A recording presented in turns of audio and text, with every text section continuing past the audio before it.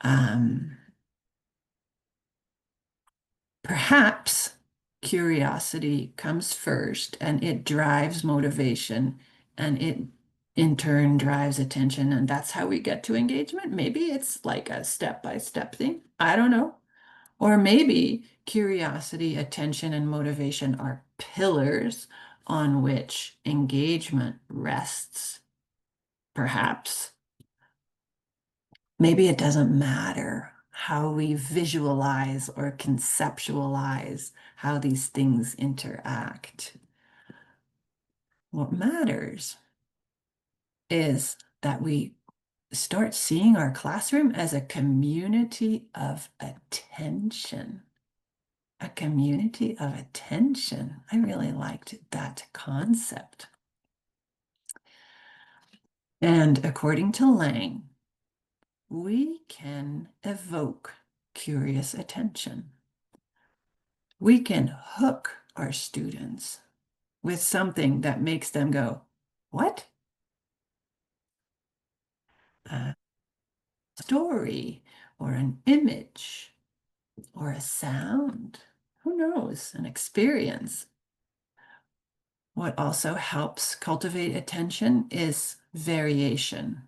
Don't always start your lesson with the same thing and then this other same activity that's every day. Yes, I agree students do well with routine, but they also need variation so we don't put them to sleep. When you want students to answer a question, don't always go this student and then that student and then that student down the row. They can just take a nap until it's their turn, right? Student choice helps them pay attention because when they make a choice, for example, they can do this exercise or that exercise. Both are good exercises. You've made two different ones. They can choose. Well, then they've already committed part of their mind to doing that thing, right? Surprise is another great strategy to cultivate attention. Um, and then there's a whole section in the book where Lang talks about structured attention and that we as teachers can conduct a lesson plan like a symphony. Like a symphony. Some more trumpets over here for a few minutes, and then the trumpets calm down, and then we have the violins do a separate piece, and then they all work together. You see how, as a conductor, we're getting all the pieces to be highlighted and also smoothly work together. And lastly, Lang says it has got to be relevant. The curriculum has to connect with students' lives. It can't just be about the exam or about the TOEFL test or the IELTS test. It has to be about something more meaningful to them. We think, oh, they all want to get a high score on the IELTS. Yeah, true, but what they really want is to be engaged in things that matter to them, topics that matter to them, tasks for which they can see a real world need. So the elements of engagement then come in four categories. There are behavioral elements to engagement where students sit up and have their materials ready, right? There's affective elements to engagement, which is their feelings. So reduced stress is a very big one. Also things like not hungry. There are social elements of engagement. We must remember at all times that our students are social animals. Making them always sit solo on their own little desk is kind of like prison, right? I see teachers who have 30 little prisons in their classroom. Each student works alone at their desk doing their own work. That is not making good use of sociality, the social element of learning. And then there's the cognitive elements. So cognitive has to do with our minds. So I'm giving you a choice, since giving students choice is a good way to get their attention. So now, please consider whether you would like to discuss question A, which is what kinds of learning activities seem to engage your students, or question B, which is what kinds of curriculum features seem to engage your students. Nasiba, are participants used to being in discussion groups in little Zoom breakout rooms, or is that not a feature you normally do?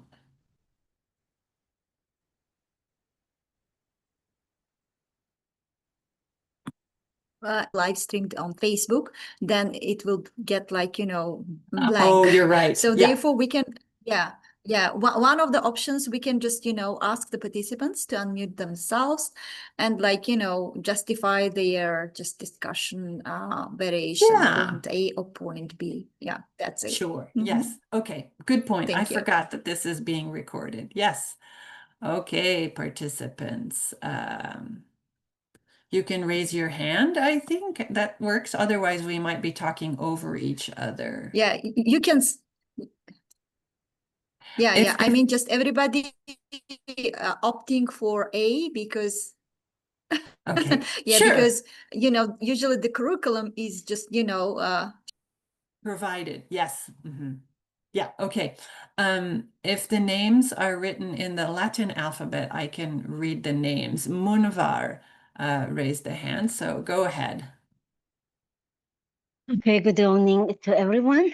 I think we are talking about a very important thing to engage our students to our lessons, not to be distracted during the lesson.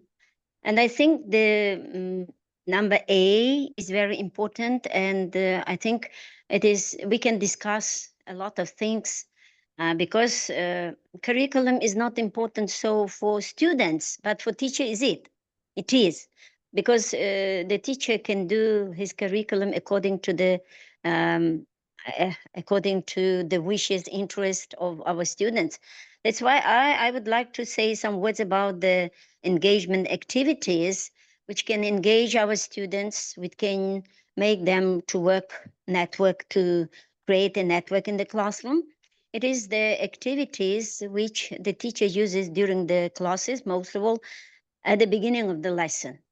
When we do our warming up or lead in, we can use a lot of activities which can engage our students and motivate them to be active during the classes. That's why I think the most important thing for our lessons is what activities can we use. And these activities must be according to our lesson plan, because during playing games, the students also learn. They learn more actively than reading books or doing some exercises sitting alone. That's why I think that activities makes our lesson more engagement and interesting. Thank you very much. Thank you, Munvar. Yes, designing activities, exercises that are not just a pencil and a piece of paper or a pen and a piece of paper, but that requires students to interact with each other. I think you're quite right about that. And the beginning of the lesson sets the tone. I heard you say that too. Thank you. Someone else raise their hand, please.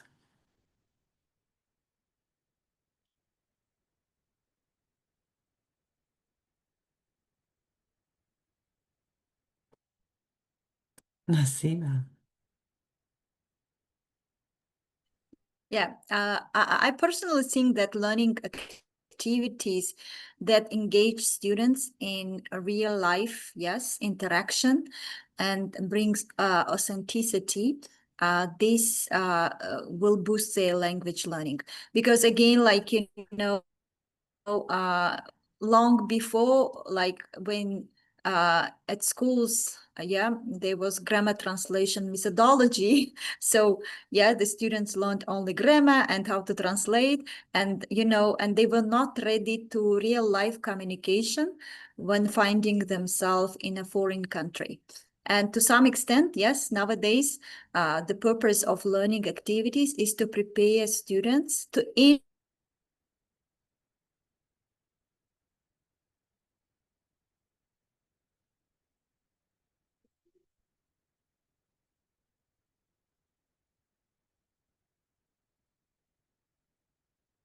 communicate, yes, in other countries, or yes, studying abroad, so they can easily communicate and interact in a foreign, yes, in a foreign language, while finding themselves in different settings.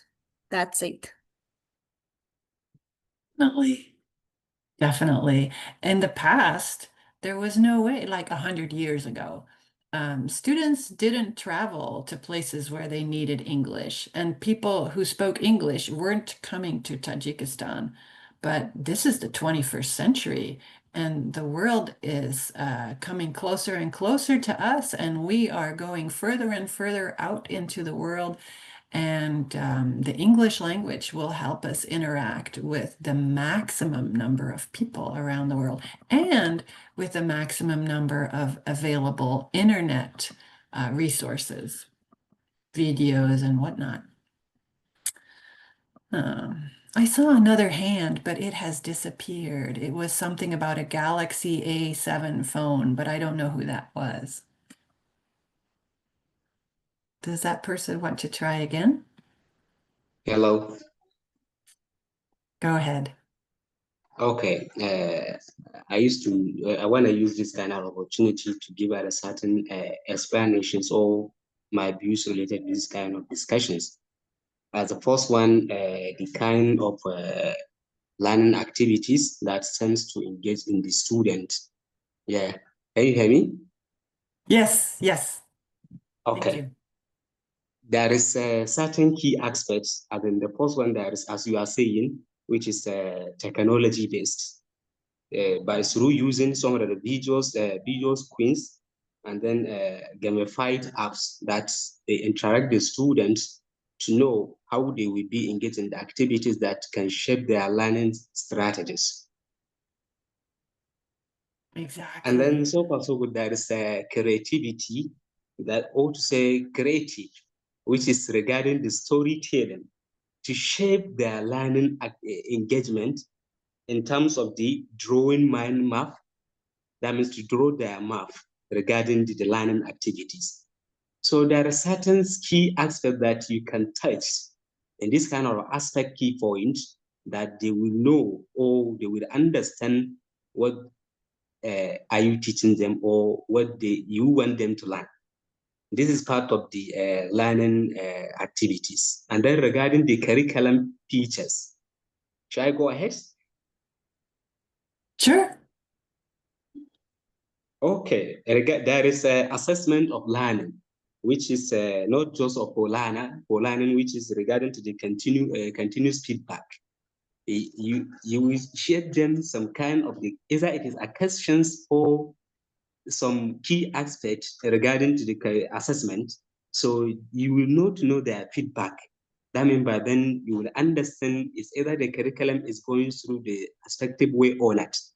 And then there is creativity and the critical thinking opportunity, which is beyond memorizations to problem solving and the designations of innovations, which is kept curiosity alive. Exactly. Exactly. Thank you for all these insights. I didn't grab a pen before we started, so I didn't write down all your key words, but I heard storytelling and creativity. Those are some of my favorite ones. And you were referring to formative assessment, which is assessment while learning, not just summative assessment, which happens at the end of learning. Yeah, thank you for that. Usually when I ask this question, I get these kinds of answers, right? Like all the things you see on your screen here are elements we can build into our lesson plan to engage the learners more. I was surprised that one of my colleagues offered the recommendation to set a timer for activities. This is one I often forget, but it helps us move through our lesson plan in the increments of time that we originally planned. And it keeps us as teachers from getting distracted by students doing things. If we set a timer like, okay, now you're going to work on making this mind map, you refer to mind map, right? Make a mind map on this piece of paper and you have 8 minutes. And students should see the timer on the screen or in the classroom, and then it keeps them focused because they know time is running out. I love the one in the middle at the bottom that says sensory involvement, where students can taste, touch, or smell. This is not always easy in our classroom, and some classrooms don't allow that tasty things be brought in. But we can dream, right? Next, I want to read a book that I only recently learned about. It is not a new book, and so I'm a little embarrassed that I haven't read it yet. It's called Student Engagement in the Language Classroom. Like somebody has already written the book that I need to read. It was published in 2021, and I have so far only been able to look at the table of contents. They have topics on willingness to communicate. You can find quite a bit of published scholarly research on the concept of WTC, engagement with language, how to measure engagement. I'm intrigued by this chapter, fake or real engagement. And also students' engagement with corrective feedback, because students can only learn from our corrective feedback if they engage with it, right? If they just look at their mark and then throw the paper in the recycling bin, there's no learning happening. Whereas we spend all our time on corrective feedback so that students will learn. Well, how do we make that happen? I need to read that chapter. And there's also a chapter on the effect of choice. So those are all relevant. My main takeaways for today, I picked this little avatar lady to look like me, kind of. The takeaways are that distraction and divided attention is natural. And also, at the same time, even though distraction is natural, attention is therefore an achievement. We will not get 100% attention for 100% of our class period every single day. You would get that if you were teaching robots, but we teach human beings. Attention remains possible. You can call them back over and over with things that evoke their curiosity. And attention can be cultivated. We can do this together. We can grow it. Just like a 2-year-old can't sit still for very long or can't work on a puzzle for more than about 2 minutes. A 5-year-old can work on a puzzle much longer because their attention span is cultivatable. And so we can do the same thing in our classroom. And now I want to hear your questions.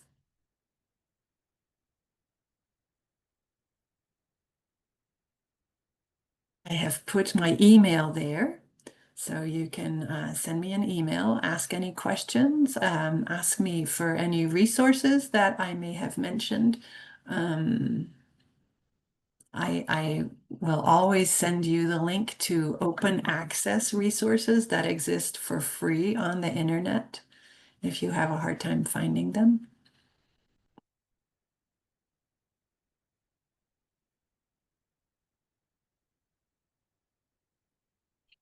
Yeah, thank you so much, Dr. Karin. That was really insightful and that was really interesting answers. So the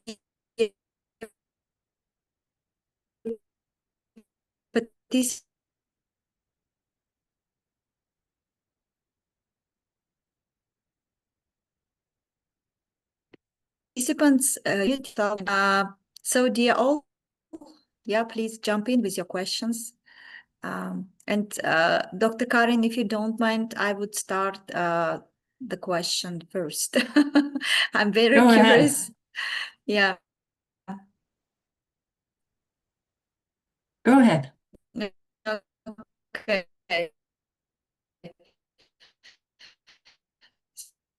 So,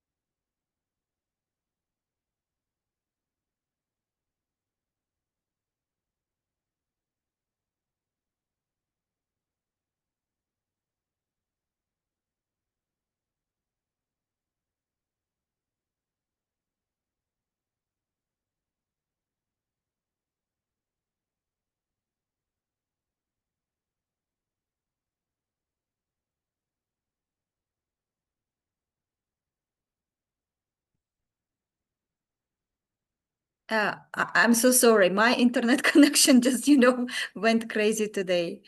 Yes, okay. Go ahead. I think Natya has asked the question, right? Yes, and I Okay. have typed an answer. Good. Okay, thank you. And we have next, person, Galaxy Tab A7 Lite. Yes, we don't know your name, so we don't know how to address to you. So you can unmute yourself. Go ahead. Okay, my name is Nurel from Nigeria. I'm Nigerian. Okay, yeah, welcome. My questions here is that how can curriculum developer reconcile the tensions between standardized assessment mandate and the cultivation of the critical or creative and the contextual relevant learning experience?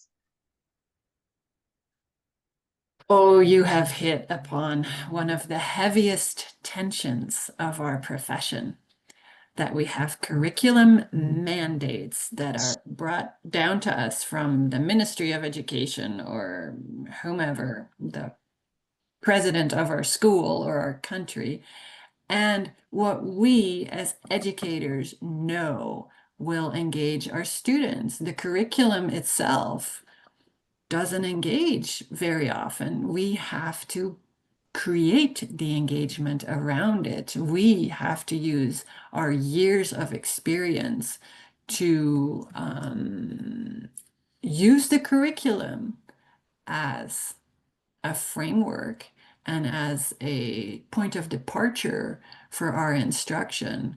But if, for example, our students must learn English prepositions, there are 500 activities you can think of that students can learn English prepositions. And you know your learners, and you know what will appeal to them. And we must vary the types of learning activities we use in our classrooms. The people who wrote the curriculum are curriculum experts, but they do not know your students.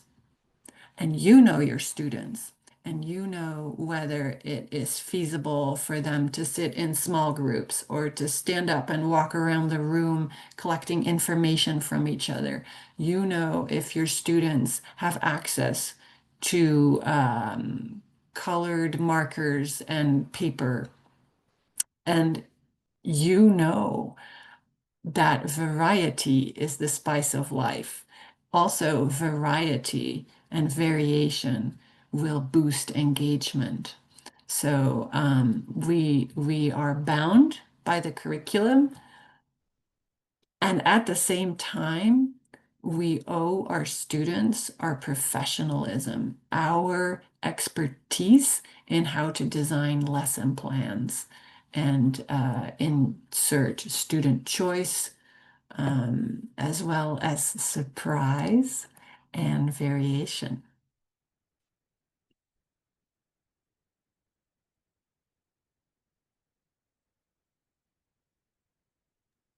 Yeah, thank you so much, Oh, I Dr. see Karin. so many great Yes. questions in the chat. Go ahead, Oh, in the yes. chat. These are great. Can you, each of you, your question, I would love to have a conversation with you via email. Just send me an email and we will have this conversation privately. And it will be your personal opportunity to practice your English in email writing. And we can have an email conversation as long as you like on any topic. Happy, I'm retired, so I have time for those things.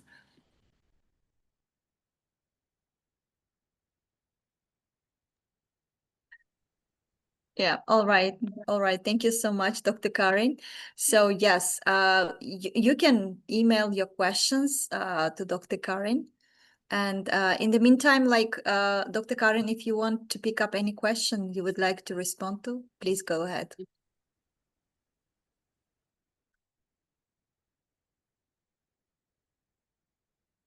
Self-reflection as a teacher. I see a question about that. All the good things that have happened for my students and in my career have come from self-reflection and taking notes on self-reflection and using what I learn from stopping and reflecting to then propel the next thing I want to learn about. So self-reflection is the critical component of becoming a better educator. And it's not easy, but it doesn't have to take hours. It can take 3 minutes. What went well? What didn't go well? What do I want to learn about? Just columns that I can use after every lesson. Self-reflection is the best thing that has happened for the sake of my students and for the sake of my career. Yeah, that's amazing. So yeah, 3 questions, yeah, 3 important questions that help you to self-reflect and also just, yeah, to move gradually to where you want to achieve or to where you want to be. Okay, that's wonderful. Yeah. I want to add one more thing, that our professional growth doesn't come in quantities of 100 or 1,000, right? It's +1. After I reflect, I can do one thing or read one thing, and then I can be +1 better, not +100, because that's going to take a lifetime, but I can be +1 better. Yeah, We are a work in progress. Our students are not the only ones who are a work in progress. We are also a work in progress. Sorry, I cut you off. Go ahead, Nasiba. No, that's correct. I mean, just, yeah, it's kind of, we are not going through the quantity, but rather quality. Yes, yeah, that's very important. Yeah, thank you for this amazing sharing. I myself learned lots of good stuff today from you, from your presentation. Yeah, and we'll make sure, yes, that our audience who still have some questions, please, yes, use the email of Dr. Karin to email her your questions. And of course, I think just, the next webinar that we can do in the future, I mean, diving deeper into these self-reflection techniques, because I think that, it is very important, because sometimes, in many cases in our life, we do many things on being autopilot, doing something on autopilot. Yes, it's kind of, without stopping, but rather like, chasing so many things to do. Yeah. And I think, yes, your expertise and your strategies will be also helpful. Yeah, thank you so much, Dr. Karin.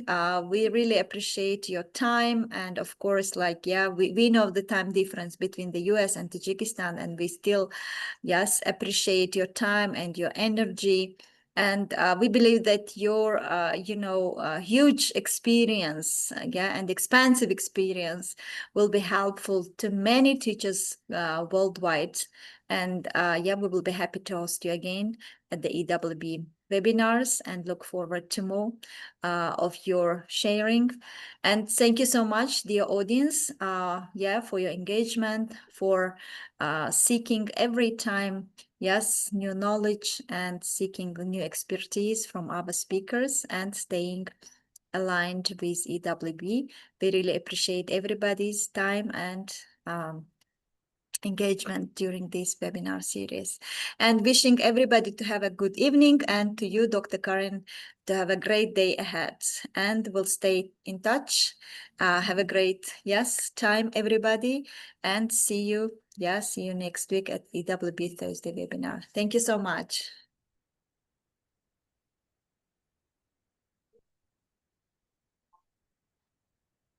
Bye-bye.